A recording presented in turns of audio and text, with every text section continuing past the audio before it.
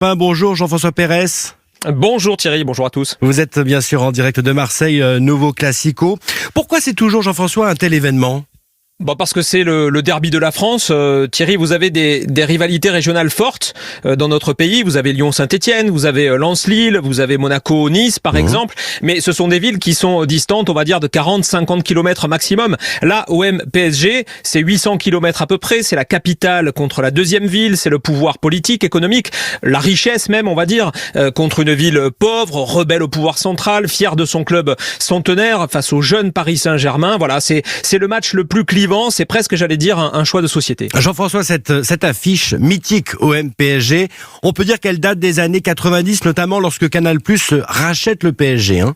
Oui, il faut toujours le rappeler, jusqu'à 1989, c'est une affiche bon enfant. Les deux clubs n'ont jamais joué l'un contre l'autre pour des titres. Le PSG est un club jeune, fondé en 1970, un club sympa, mais ce n'est pas un ogre. Et puis, l'OM a une histoire cabossée qui est faite de très haut et de très bas. Et quand Bernard Tapie le rachète en 1986, il veut en faire un grand d'Europe, mais il a besoin d'un championnat fort pour bien le préparer justement à ses joutes européennes. De son côté, Canal+ est le diffuseur du championnat. Il a besoin d'une affiche forte pour recruter des abonnés. Et quand Canal+ rachète le PSG en 1991, eh bien, ça fait tilt. Bernard Tapie et Michel Denisot, notamment, sur ce terreau très favorable de la capitale contre la deuxième ville, vont créer cette rivalité sportive qui n'existait tout simplement pas. Vous connaissez la suite. Et cette histoire, vous la racontiez très très bien, Jean-François, dans votre livre il y a quelques années, PSG-OM, OM-PSG, histoire d'une rivalité chez Hugo.